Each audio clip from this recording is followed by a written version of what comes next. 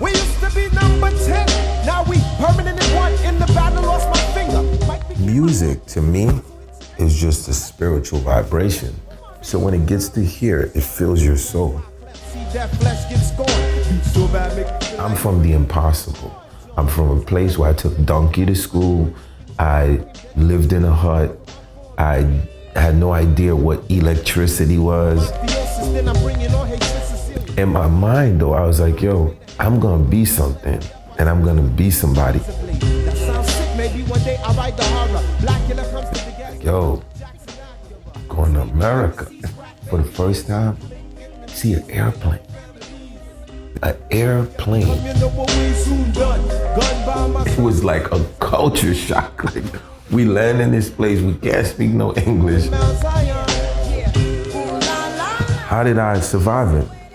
The gang that I ended up in was a gang called hip hop. When you make that much money and everyone is telling you yes, then you start to ask yourself, what is it that you really want?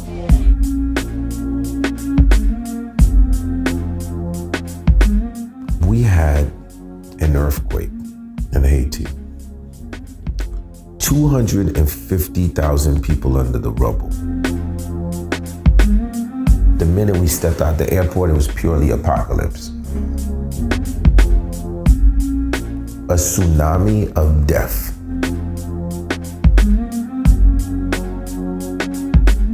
I said, I'm going to run to become president of my country.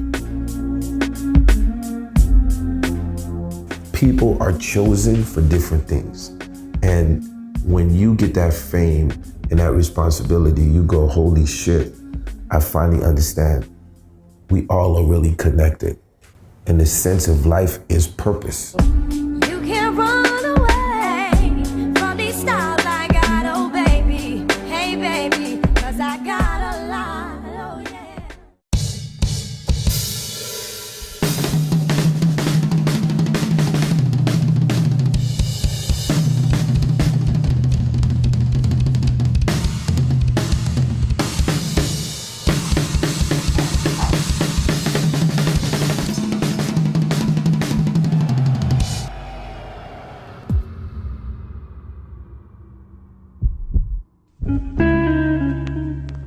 Every now and then, I get to meet someone who actually shaped who I would become as a young man. Someone who I never imagined I would get to sit down with and exchange ideas and energy and information. So who is this person?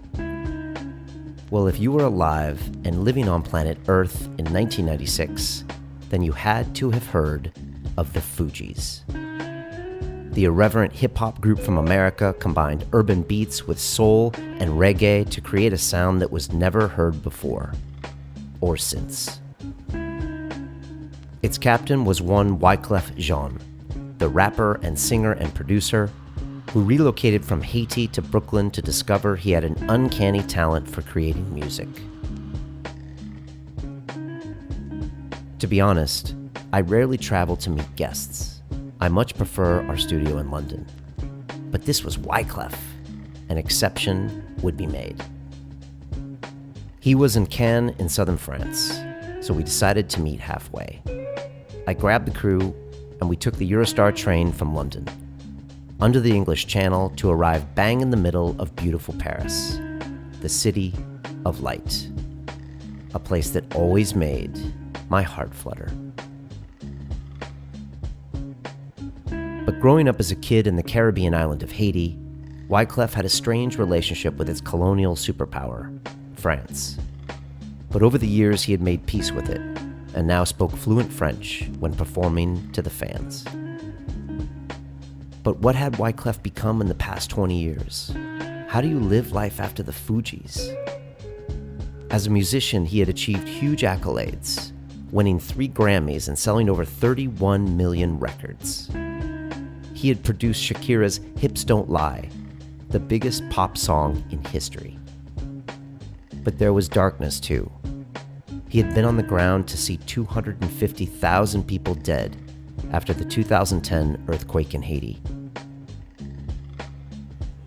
Afterwards, he had famously run for president of the country and withdrawn among much controversy.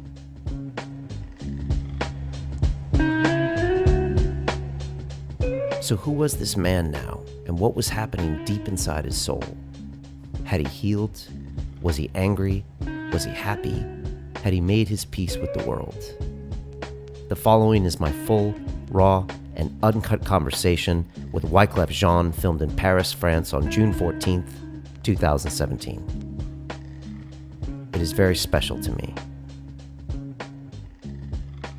This is London Real. I am Brian Rose. My guest today is Wyclef Jean, the renowned musician, rapper, producer, activist, and actor who first achieved fame as member of the hip-hop mega group The Fugees. You've won 3 Grammy Awards, sold over 31 million albums, and have produced and collaborated with artists like Beyonce, Shakira, Santana, Michael Jackson, Whitney Houston, Mick Jagger, Lil Wayne. The list goes on and on and on. They say if you're famous, Uncle Clef most likely touched you. Rolling Stone magazine has named you one of the world's top 50 hip-hop players, and this week you release your new album, Carnival 3, Road to Clefication, exactly 20 years after your first solo album debut. Wyclef, welcome to London Real in Paris. Thank you, man. I'm glad to be back. Thanks for getting me here, because I forgot how beautiful this city is. It's got a slower pace than London. London, it's like New Yorkish. It's like everyone's trying to get their trying thing. to get there. Now in Paris, they're like laid back. Yeah. They're like, we'll get there.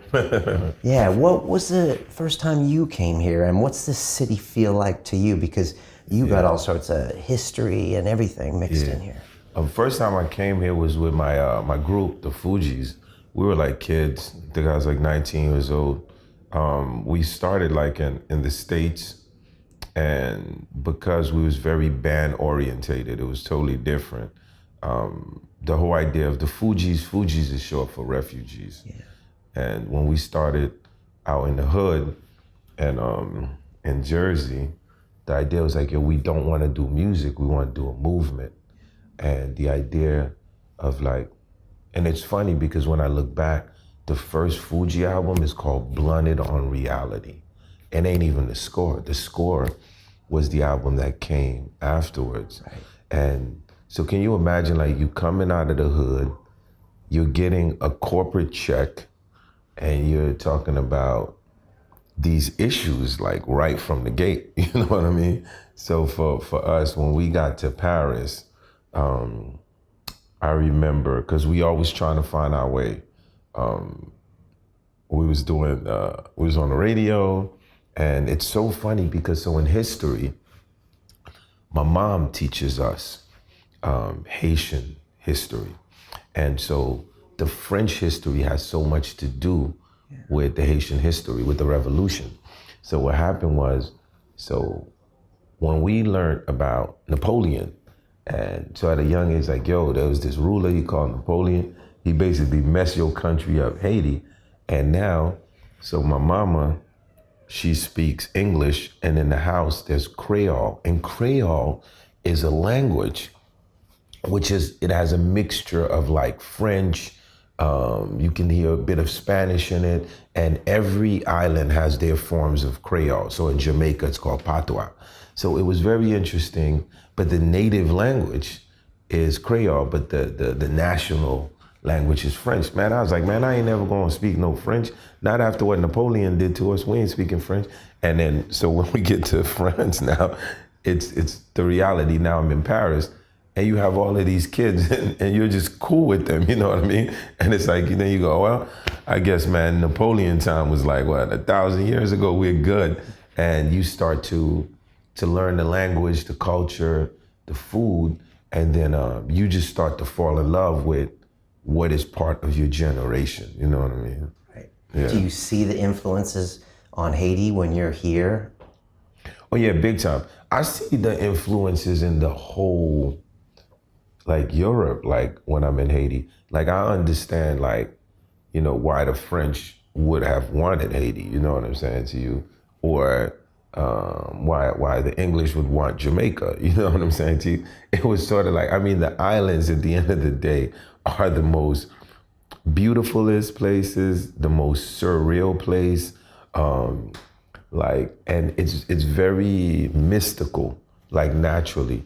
You know how you like, think about it, like you in London, man, you gotta go to the mud spot. You don't gotta do that in Haiti. I just take you to a place called Sodo, throw you in the mud, baby, with the people while they chanting them songs. You come out, you feel 13 again, you know what I mean? So that kind of energy, that mystical energy is very, rulers always found that amazing because when people rule, they rule from two aspects, the physical aspect and the metaphysical aspect. And the idea of always wanting to know what you don't know. And so a lot of the islands have a lot of that. As in some voodoo stuff going on. Well, what's so funny, man, it's just, I tell you, man, Hollywood, man, they be scaring y'all, man. Like, you know what I mean? Like, there was some booga booga. It was like a James Bond movie in the 60s with Sean Connery where they put the voodoo in there, right? I'm like, man, listen, the best way to explain like voodoo to someone is just if you can be part of a religion or part of. I remember watching an episode on TV with how they live in the Amazons and how they worship and how when they wake up, it's the sun, you know? And man, I saw one dude, man, he had a stick and the stick literally ran through his nose and it was like this. And I was like, well, that must have hurt because it's not an earring, right? It's not a nose ring, right? It must have hurt. But it comes out like this. Wow. And then you say, man, what the? You know, you go, yo, what kind of, now, then for him to actually have done that, right? There was no anesthesia, right? So that means whatever he was drinking at the time and the tribe has to do what they have to do, right? So what's the difference with that than if I tell you I saw a man eat glass? I mean, really think about it.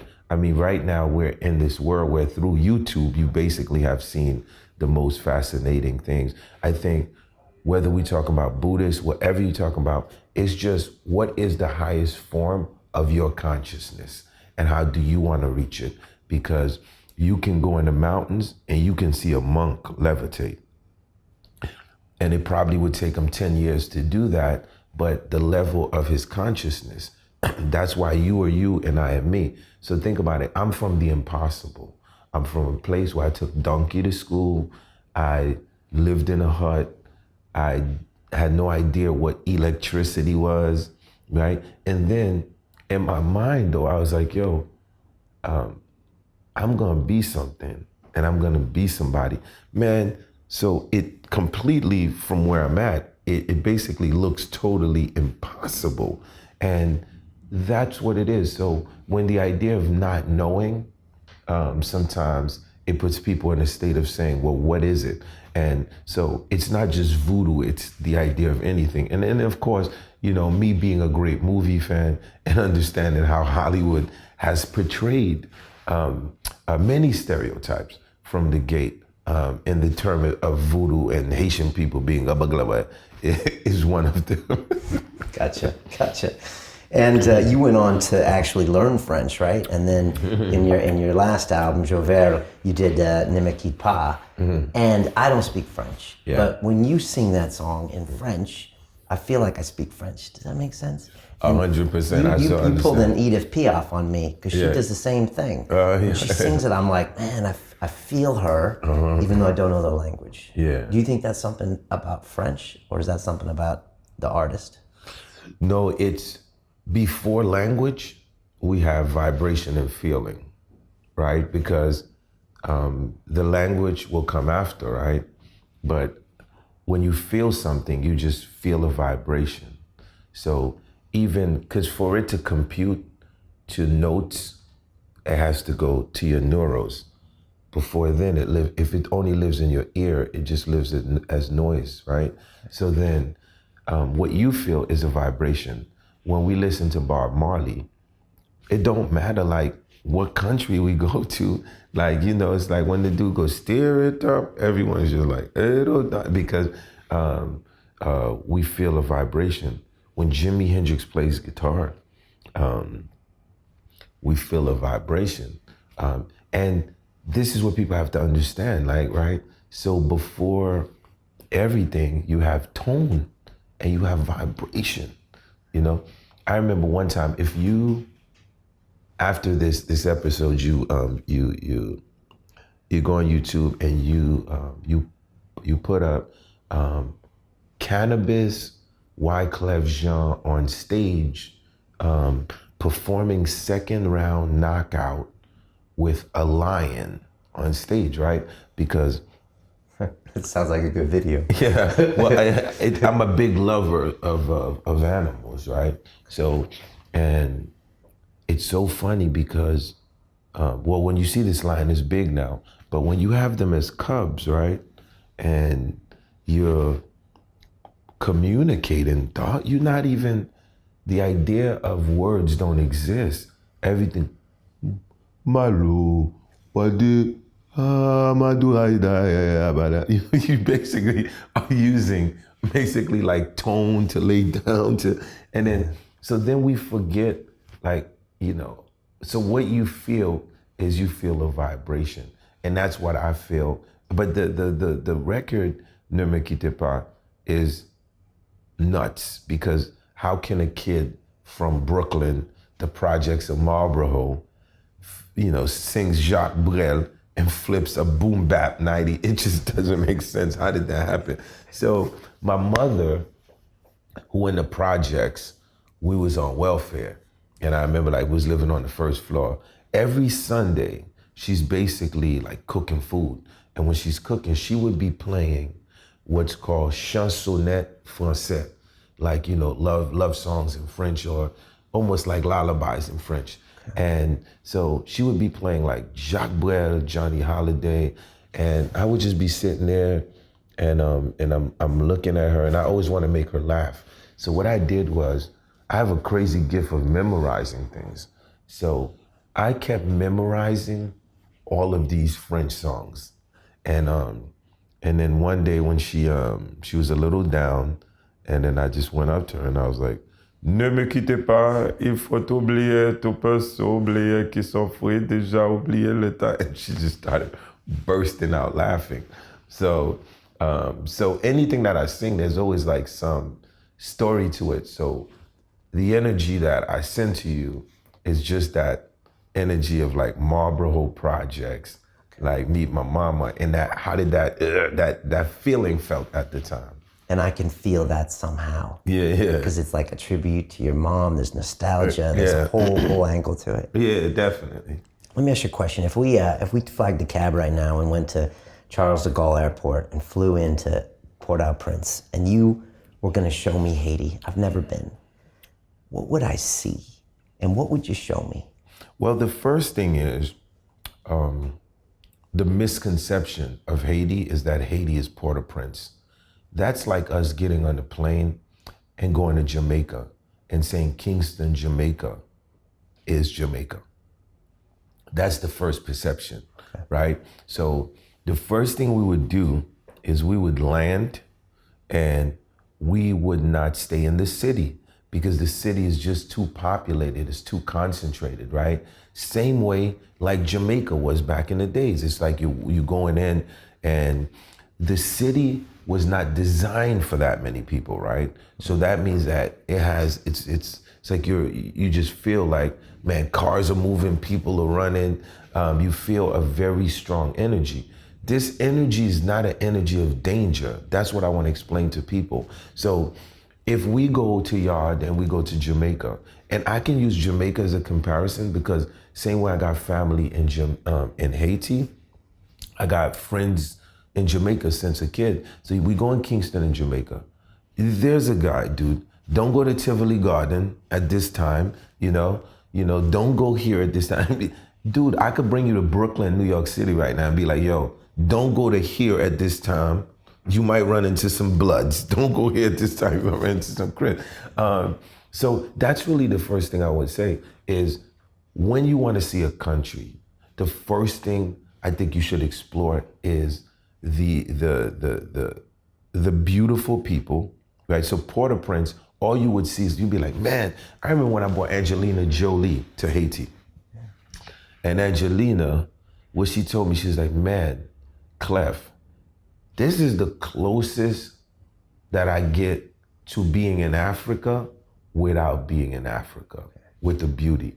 So that's what you would see in Port-au-Prince. Like you would see the culture, you would see the art in the street, you would see like, you know, the Masons making things like real time, this kind of energy. But this is why we driving to, as we would leave Port-au-Prince, we would head out to the first place I would bring you to is Sodo. You know, Sodo, when you go to Haiti, you must go. So Sodo is a lot of where the ancestor vibes are at, right? So we would go to Sodo and we would go to the river. And this river is a great river. We would jump in the river and we would go down as low as we can, and then you would feel warm. You would feel heat under this water. And then we would come up. And once we come up, you feel cold again. And then you would hear the women singing and you'd be like, whoa, this feels like, you know, like we're in the middle of Africa. Like, what's this kind of energy? It's almost like, Sodo is a great place because it takes you back to your roots and to your ancestors, you know what I mean? We would visit Sodo. After that, we would go to Cape Haitian.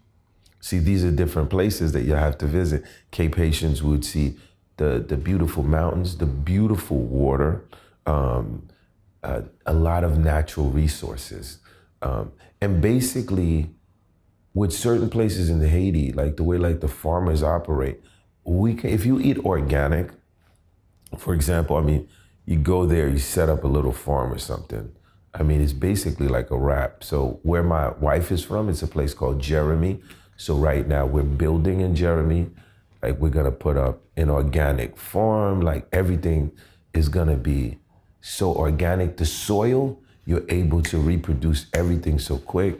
People that's watching this that love mangoes, my wife is a mango freak. Like she could eat 30 mangoes at once. I'm like, yo, you might get diabetic. You might want to stop that. But we have the idea of mango, plantain, lettuce, cabbage, and a lot of the oils that you see that are used, but from a natural resource point of view. Haiti is the only place that I've been to where I'm inside of the house and I'm like, yo, I'm getting a little cold. And the elder goes, okay, give me 2 minutes, I'll be back. She ain't going to no pharmacy. She goes straight to the back. It's like 50 plants, you know, and she's like, I'm like, how does she know which one to push? Takes this one. Put a little honey, boom, boom, boom. Next day, cold is gone. So for me, it's important to know, like, this is the kind of energy. And there's an artist by the name of Basquiat, right? Basquiat, great artist, and has influenced the culture a lot. So his parents are from the place in Haiti called Croix des Bouquets.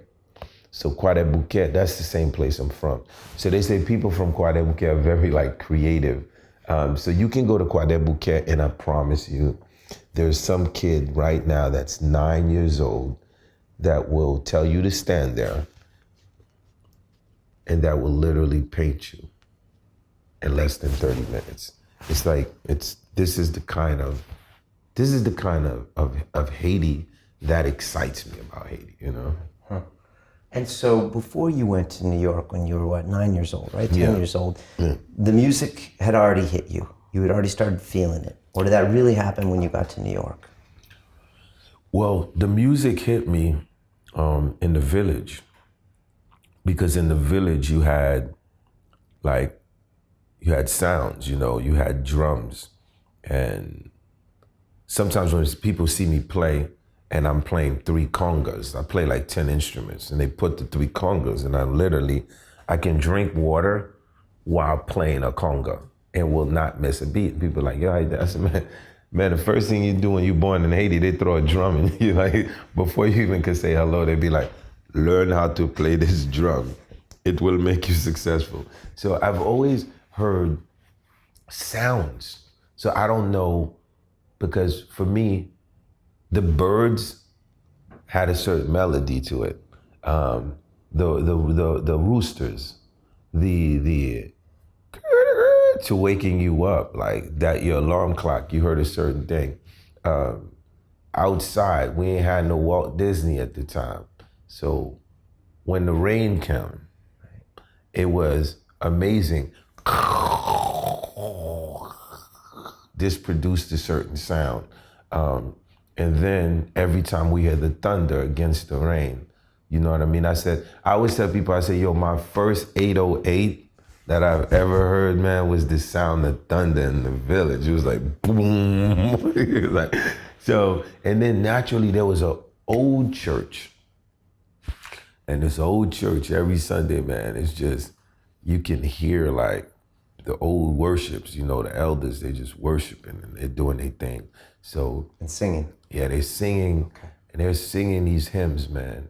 Like these hymns, I've never heard them before. Like, it almost sounds like only they can sing these hymns. So I more felt it. And so my aunt always tells the story. She's like, yo, you know the first song you wrote was really horrible. You was like 4 years old, and she does it. So I've always can hear melodies in my head. But once I got to the States, though, what was in my head, the orchestration, now I was in a space where I could physically touch things. Now I can hit something and what is this thing? Because you had more access to things. That's right. Now you have access to different things. Because in Haiti, it was pretty bare bones. Yeah, it was all bare bones. I mean, you know, you live, but we had drums, you know. Okay. And when we say drums, we talk about, you know, little tiny, you know, drums you're beating, but, you know, 12 people beating different drums, you get a certain energy. Okay. And so New York City comes and you got things you can play with now. Yeah. Yeah, New York is great. Would you have been considered ADD as a kid? Like, was your mind always like... Yeah, until today I have ADD. Like, people already know. Like, it's crazy because I played last night and I literally, when I perform, I go through like 7 instruments. I remember doing a show and it was so funny. So I show up and it's the DJ rig, it's the boom, boom, boom, and sound dudes are confused. They're like, yo, where's the band? I said, the band's here.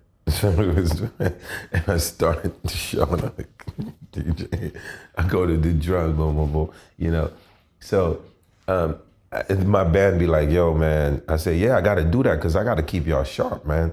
I learned from James Brown, I gotta keep the band sharp. And at any time, always remember I can play any instrument here. So is that what James used to do? yeah, like James says, what are you hearing? It's a drum. It don't matter the instrument to me, it's always a drum. It always goes back to that percussion in the village, you know? Okay. I can hear Bach and the tonation of it and the movement of it. I would follow the percussion, you know? And the timing. The timing, and that's how I'm able to play anything. Okay. Yeah. So you get to the States, you're in Brooklyn, right? Yeah, it's a culture shock, dude. Culture shock. I'm gonna tell you some funny stuff, man. Show you my reality, man. I remember being in the village, right? And my parents left me and went to America because they was like, yo, we gotta figure this out because we had a dictator at the time in Haiti, right? And so they left. My father went first. I'm gonna tell you real talk. Like my father was on a work visa. So he was sent over to like America to like preach. Okay. You know what I mean? And my mom left a year after him. So left me and my brother in this place. So we didn't really know who my mother and my father was. We was too little. So we grew up with our aunt. And they couldn't visit, right? No. That's crazy. The immigration laws, you couldn't play with that. So basically, when people would be like, yo, your mama sent a bicycle for you, we ain't know what that mean. Like, it just was confusing. I was like, I told my aunt, you're my mom, and my uncle, you're my dad. I don't know what you're saying. But one day, I remember my grandma being in the village. I'm showing you my reality, man. Yeah. And a car comes up. I ain't never see a car before in my life, man. and this truck pulls up. And when the truck pulls up, a guy gets out the truck. This is my first time in my life seeing a white person. I ain't never seen a white person before in my life. I look at my grandma now, and then what we're gonna do for a second, we're gonna talk like we're the Indians, right? So the white man, right? So I see the white man, and he goes to the back of his car and he takes all of this rice. He's bringing it to the vision. So apparently he's a missionary, you know what I mean? So he's taking this rice, he's bringing it. So I'm like, and I look, and we all gather because we like, yo, who is this? So I look at my grandma, I tell my grandma, I say, Grandma, who is this? And she looks at us and she said, this is Jesus Christ. And I was like, Jesus Christ? So now we like, yo, Jesus Christ, man, he done bring some rice to the village. Everybody, come on, praise to Jesus Christ. So we get the rice and boom, boom, boom, boom. And then Jesus Christ leaves the village in the car and he breaks out. And then, so now my parents, now it's like 9 years later, they come to get us. And me and my brother, dude, ain't never been to an airport before. We don't even know what that is. Now we gotta pack our bags. And I tell the kids in the village, look, man, I gotta go to America, but I'm gonna be back. Now, this was a little different because in the village, I was the general in my village, and we always played a game, we're gonna go to America. And every time we played this game, we're gonna go to America, we came back. The game was, right? I'm thinking about this, it's so funny, right? So the game is, we get on a donkey, right? So the first person get on a donkey, and then you wave to everyone, like, okay, I'll be back. And then you ride the donkey around the cemetery, because we literally, our village was part of the cemetery. So we ride the donkey around the cemetery. This was our fun. And then you come back around the cemetery, and then all the kids start chanting, yeah, what you bring back from America? Yeah, I bought gold back from America. I bought diamond. And it's this imaginary game. So now it's me and my brother, we ain't on a donkey. So all the kids gather and they're like, yo, where y'all going? Like, yo, going to America. And they're like, yo, but where's the donkey? You know what I'm saying? And I'm like, yo, don't worry, we're gonna be back. We're gonna be back. And we go, and now, for the first time, see an airplane. An airplane. We come from a village where we ain't see no light. The light was the sun. The alarm clock was the rooster, right? For water, we'd have to walk for miles. The donkey was the transportation. We see this big giant thing, dude. So this thing looked like a complete UFO, you feel me? So now, I remember my aunt pointing and saying, that's your mom. And that's your dad when they were getting out the plane. Because in the islands, like the airport is open and you could basically at the time be looking at the airplanes are landing from the other side. Like you could literally see as the people are getting out. And now parents come and get us. We're amazed, we're shocked, culturally shocked.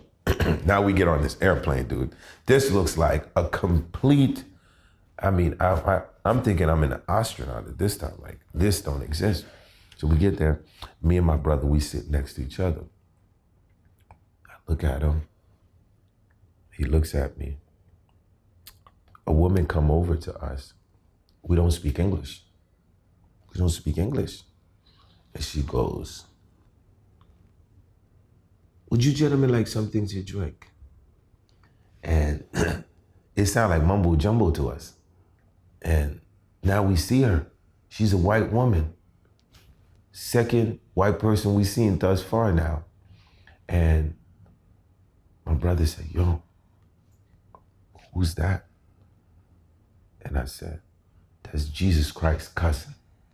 So I'm gonna tell you this because this, that reality, man. So by the time, when you tell me what was it like when we landed in Brooklyn, it was like a culture shock. Like we land in this place, we can't speak no English. We get to this place called Marlboro Projects in Coney Island. Man, anybody check out the projects, man, the 80s. And this was it. And we had a little tiny apartment. And within this apartment, my father did like so many miracles. I respect that man so much because he did whatever it took in an honest way to get his family out of the projects. In an honest way. That was super important for him. Yeah, my dad was a man of dignity. He always told us, like, there's two ways you could do it, you know what I mean? And he says, if you do it the honest way, it's gonna pay off at the end. It's not gonna be cool in the beginning, but it's gonna pay off at the end. So he really, my dad worked 3 jobs, you know what I mean? He did everything that he had to do. But you know, we're still kids, right? So we'd still, and he did 3 jobs and he's a minister, you know what I mean? And he's setting up church inside of that little apartment. So we found that weird. Like in the projects, he was like, look, you gotta bring the word to the people that needs it. Like, so we're gonna bring them the word. So this was like, he was a man like that. I mean, he named me Wyclef Jean after, you know, I have an English name, which is funny. My dad's from Haiti, but he studied theology, so he named all his kids after. So I'm Wyclef Jean, the reformator. So that's how he named me. He said, you're gonna be a reformator. And so for us, like, you know, we would be growing up and I remember, so when we started in the church in that little project, I'll be a witness, a sanctified witness. Man, everything is, the instrument is your hand and your voice, right? Then You're learning English too. right, that's right. You slowly learning it, and then I remember it was one little TV, man, with the hanger. The hanger was the antenna. And you know, my dad's like the boss of the house, like Al Bundy. Like he's the one who gets the middle and nobody could watch nothing. Like it's all on him. He was fascinated by 2 things in America, like when he used to watch. One was cowboy movies. Like he was like obsessed with cowboys. Like this minister's obsessed with cowboy films. And the other was wrestling. In America, like they was like obsessed with wrestling. So we liked the cowboy movies, but we hated the wrestling. So when we was privileged at the time where he wanted us to watch the TV, we would come. And then there was a show called The Muppet Show. So basically, like we all gotta sit down, like we all gotta watch The Muppet Show. Now, he was training us for something, but we didn't know what we was being trained for, me, my brothers, and my sister. The Muppet Show was a show that came on with all Muppets. You had Kermit, you had Miss Piggy, all of these Muppets, the animal. But the thing about the Muppets though, they were musical too. Yeah, so the Muppets play instruments. So you had the drummer, the boom, boom, boom. So then we got obsessed with the Muppet shows. And one Christmas, I remember, the best Christmas in the projects was when my dad bought us. We all came, and I guess he went to Toys R Us, and he came that night, and everything was in a box, and we was opening it up, and it was all the instruments from the Muppets. So everybody had to choose something. So my brother pulled the drums, I pulled the guitar. This was his way. Now on Sundays, we would be playing the Muppet instruments in the church. And so the Muppet instruments led to what eventually, you know, became real instruments. But now while that side was in the projects, there was the other side, you know, and The getting in trouble side. yeah, and then, you know, the other side was, there was a beat coming from a car. And I was like, what's this stuff, man? It was like,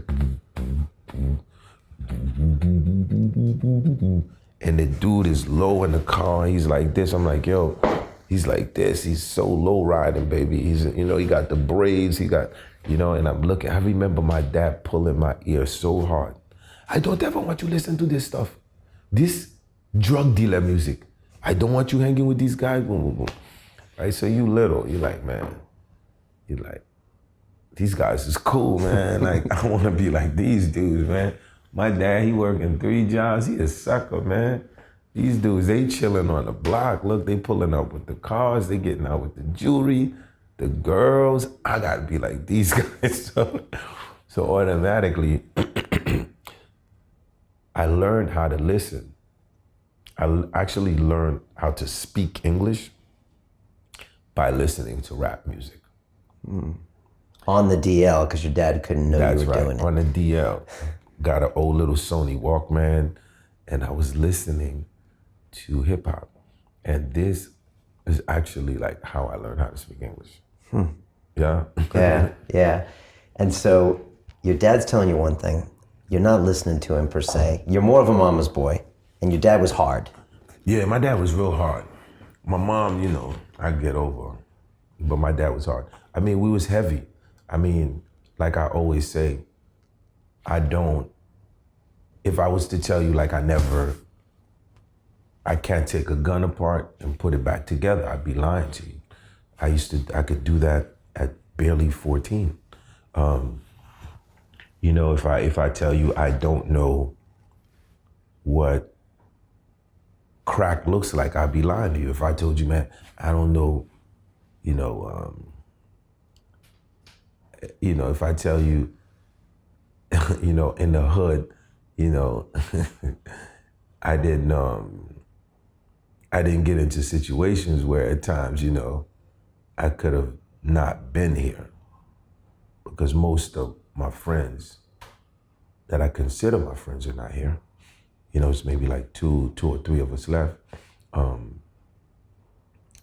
I would be lying to you, so it's like, but what people have to understand, because people be like, yo, you in the ghetto, man, you're using the poverty for an excuse.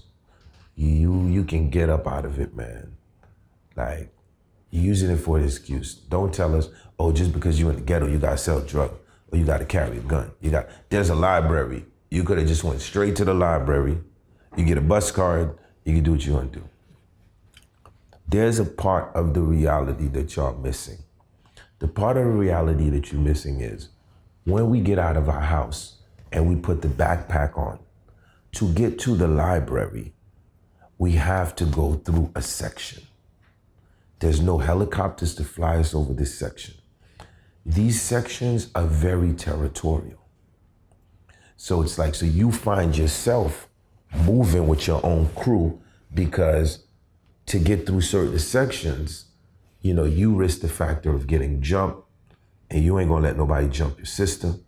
You ain't gonna let nobody put hands on your brother. So crossing this, what happens is, this part is where politicians have failed us, because I was a little kid and I've seen my cousin, or different people get killed. My man Jeffrey, so why are you telling us to go in this section and go past here to go through the library? Then the policies and the legislations you put in place with the councilman, where you said you was gonna improve the living of these urban communities, we ain't see that. So at the end of the day, it just felt like by design, we was put in a certain area so we could be trapped. So it's not an easy thing. That's what I want people to understand. So you have to understand it in two ways. You have to understand it from the mind of the child, the pressure of the child, and understand it from the factor of what the councilman promised us at the time. So if the councilman had made this section different, maybe we would have gotten to the library much quicker. If they had put the YMCA in that neighborhood a little earlier, maybe 10 kids wouldn't have got shot on that block. So this was like our reality. So how did I survive it? Because I went from one gang to another gang. And the gang that I ended up in was a gang called hip hop, Continue watching this fascinating conversation for free by clicking on the link below to visit our website, and I'll see you on the inside. Well, music to me is just a spiritual vibration. That's what music is. Because like I said,